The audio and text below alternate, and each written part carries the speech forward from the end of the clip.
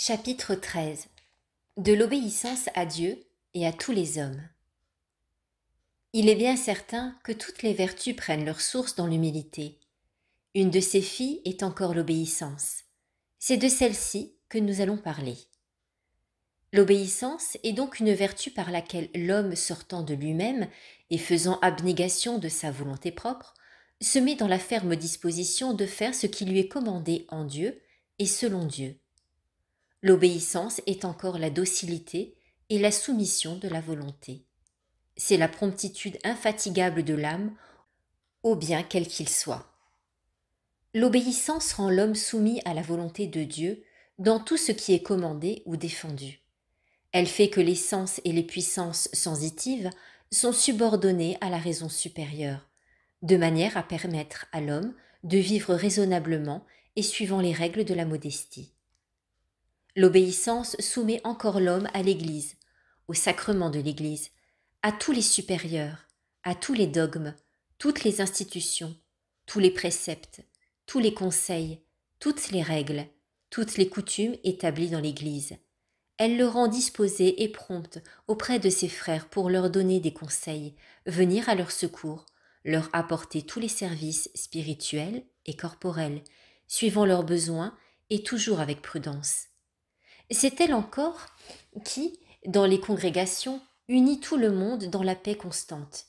Personne, en effet, ne peut être vraiment pacifique s'il n'est vraiment obéissant. Mais celui qui est obéissant est aimé de tous ceux avec qui il vit. Il a mis de côté tout vouloir et tout non-vouloir. Il n'attend pas le précepte.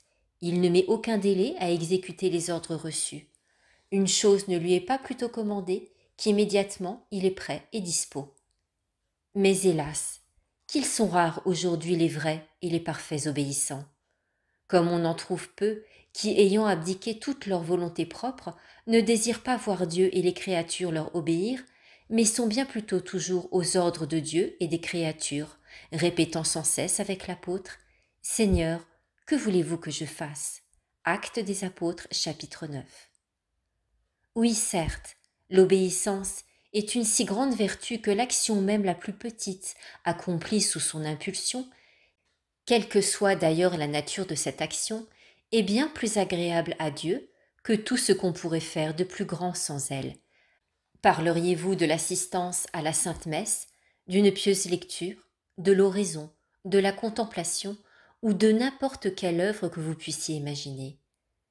L'obéissance fait en tout temps, en tout, avant tout, ce qu'il y a de meilleur. Elle ne peut pas se tromper, elle ne néglige rien. Ses œuvres n'ont pas besoin de correction, il ne leur manque aucun bien.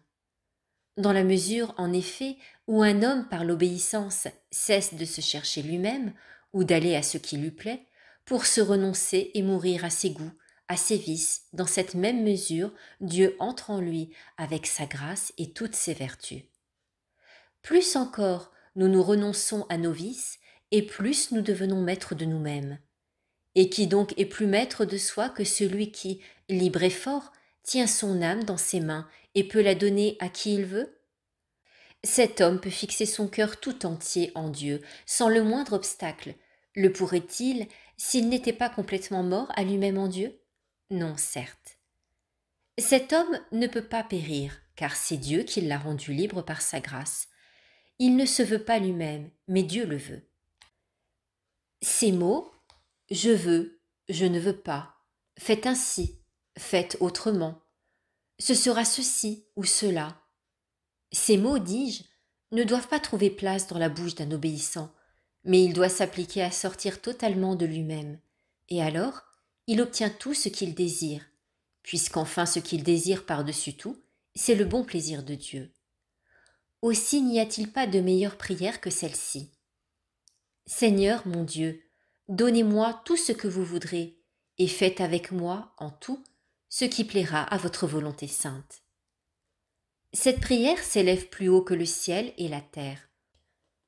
Sans doute, il est agréable à Dieu de nous entendre lorsque nous lui demandons de nous donner la grâce et la vertu. Mais il lui est bien plus agréable encore de nous voir abandonnés à sa toute-puissante volonté, pour ne désirer avant tout, après tout, en tout, que son bon plaisir.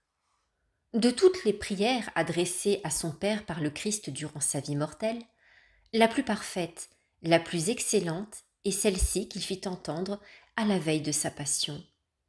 Père, que votre volonté se fasse, et non pas la mienne. Matthieu chapitre 26, Marc chapitre 14.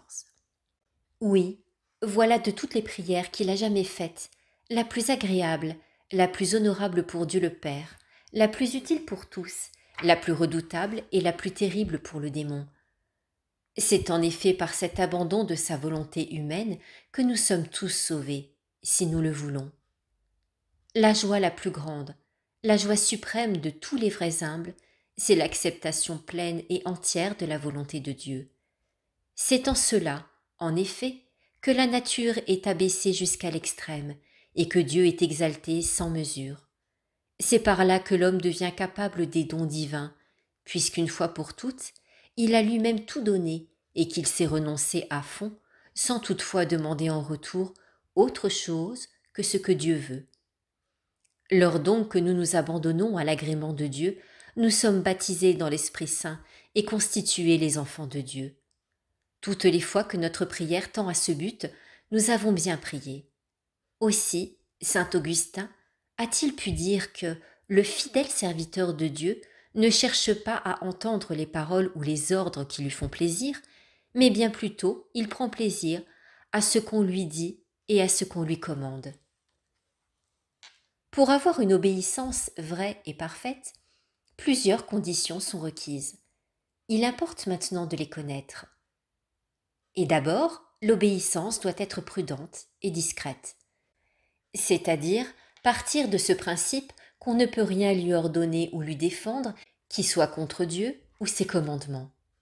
Dans tout le reste, comme prier, veiller, jeûner, travailler ou toute œuvre de ce genre, plus l'obéissance sera simple, plus elle sera méritoire. La seconde qualité est en effet la simplicité. Je veux dire qu'on doit obéir uniquement pour l'honneur et la gloire de Dieu, et non pour quelque avantage personnel à recevoir dans ce monde ou dans l'autre. Sans doute il est permis de désirer la vie éternelle, cependant plus l'obéissance se fera en vue exclusivement de la gloire de Dieu, et plus elle sera parfaite et suave. Obéir purement pour la gloire de Dieu n'est pas en effet le propre des serviteurs et des mercenaires, mais des enfants. Et aux enfants, la gloire du Père est plus douce que toute autre récompense. Voilà pourquoi ils tirent d'un seul acte bien plus de progrès pour leur vertu que tous les mercenaires qui serviraient Dieu des milliers d'années en vue de leur récompense. L'obéissance doit être joyeuse. Dieu aime celui qui donne de bon cœur. Les services forcés ne lui plaisent que peu ou point. Or, pour obéir joyeusement, apprends à aimer grandement. L'amour, en effet, rend tout docile, si bien qu'on trouve toutes les œuvres, même les plus grandes, bien petites quand il s'agit de les offrir au bien-aimé. L'obéissance doit être prompte. Un vrai obéissant ne connaît pas les délais, mais il est prompt et prêt à tout. Il se sent bien plus porté à accomplir ce qu'on lui commande que ce que sa propre volonté lui avait proposé. Il sent que le plus petit acte d'obéissance plaît davantage à son bien-aimé que les plus grands actes de sa volonté propre. Aussi, ne désire-t-il rien tant que de sortir de lui-même pour être tout à Dieu. L'obéissance doit être virile, de manière à entreprendre vaillamment tout ce qui est commandé, persuadé qu'il n'y a rien d'impossible ou de trop difficile. Si le vrai obéissant pouvait faire tout seul tout ce qui a été fait jusqu'ici, il estimerait encore dans sa pensée qu'il n'a rien fait. Une telle obéissance, en effet, est si vertueuse, si sainte, qu'oubliant tout ce qu'elle a fait ou peut faire, elle ne considère que ce qu'elle doit à celui pour qui elle fait tout. Aussi désire-t-elle toujours faire davantage, toujours plus disposée à obéir qu'un autre ne l'ait à commander. L'obéissance doit être dévouée. Tout ce que fait un vrai humble, il le fait avec une intention droite uniquement pour la gloire de Dieu et non pour plaire aux hommes. Tout ce qui lui est commandé, il le reçoit avec respect, comme lui venant de la main de Dieu. Voilà pourquoi aurait-il commencé de lui-même une action qui lui paraissait meilleure, il n'hésite pas à l'interrompre dès qu'une autre chose lui est commandée. Il trouve plus de goût à une œuvre petite dans l'obéissance qu'à une très grande dans la propriété. Quiconque prétend que l'obéissance est difficile n'a pas goûté encore ce qu'est l'obéissance. Autant, en effet, la saveur divine surpasse toute saveur naturelle, autant l'obéissance, sans aucune propriété, est suave entre toutes. On ne fait rien, on ne quitte rien pour Dieu, qu'il ne soit au pouvoir de Dieu de rendre. Par conséquent, ne nous attachons en propre à aucune œuvre, si grande qu'elle paraisse, sans que nous ne soyons dans la disposition de la quitter joyeusement, dès que Dieu ou les hommes nous en donneront l'ordre. Non seulement nous n'y perdrons rien, mais nous y gagnerons beaucoup. Nous conservons en effet l'intention que nous étions dans la grande œuvre en vue, laquelle, pour être bonne, devait tendre Dieu à la gloire, et de plus, en la quittant, pour en accomplir une autre commandée, nous y ajoutons le prix de l'obéissance qui a incontestablement plus de valeur aux yeux de Dieu que tout ce que nous pourrions faire par la volonté propre. La véritable obéissance, enfin, doit être humble, puisqu'elle est la fille de l'humilité. Un obéissant qui est humble contemple la vie des saints. Il voit comment tous, sans exception, ont travaillé à ce but. Être de vrais obéissants, oublier et éteindre totalement le sens propre, comment ils ont fait abnégation d'eux-mêmes dès qu'ils ont cru surprendre un peu de recherche propre. Il contemple surtout la vie, l'obéissance de son maître bien-aimé. Il voit comment celui qui était le roi des rois, le seigneur des seigneurs, s'est fait obéissant et résigné jusqu'à la mort de la croix. Et à la vue de ces grands exemples, il se sent lui aussi embrasé du désir de l'obéissance. Il devient prêt, prompt et agile pour l'accomplissement de tout bien. Il veut obéir non seulement à Dieu et à ses supérieurs, mais encore à toute créature humaine, à tous les hommes quels qu'ils soient. Plus ceux-ci sont inférieurs, plus la soumission lui paraîtra douce, plus elle sera spontanée et volontaire. Car il faut bien le reconnaître, il y a une mortification plus grande à obéir à ses inférieurs qu'à s'incliner devant ses supérieurs. Cependant, à mesure que nous nous renonçons davantage, nous devenons plus semblables à celui qui, par amour pour nous, a obéi non seulement à son Père céleste, mais aux pécheurs entre les mains desquels il s'est livré, librement, sans une plainte, leur laissant faire de lui absolument tout ce qu'il voulait.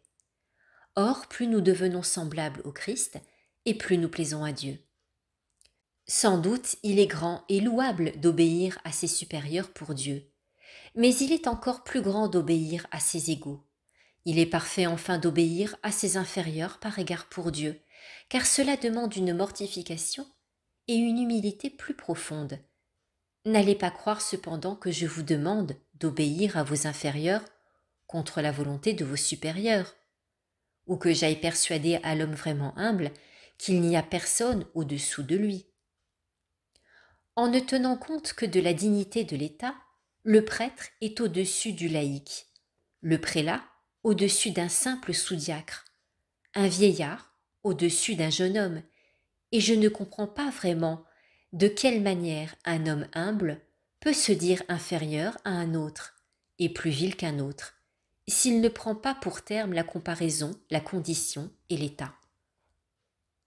Enfin, comme les exemples entraînent plus fortement que les paroles, prenez l'histoire des saints.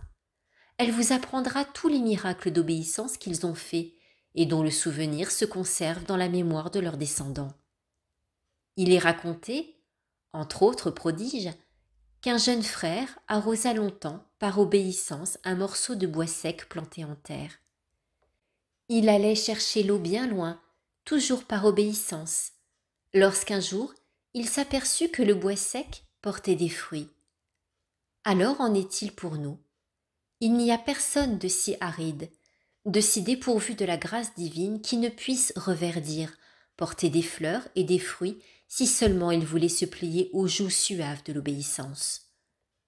La place la plus apte, la plus capable à recevoir les grâces de toutes sortes, c'est sans nul doute celle qui est faite par l'obéissance. Par conséquent, quiconque jugera sans parti pris ce que je viens d'écrire et aimera la sainte obéissance, celui-là emportera le joug sans murmurer. Il se soumettra de bon cœur, joyeusement et spontanément, à la volonté des autres. Plus l'obéissance sera dure, et plus la joie de son esprit sera grande. Il deviendra plus prompt à obéir pour la gloire de Dieu que n'importe qui peut l'être pour commander.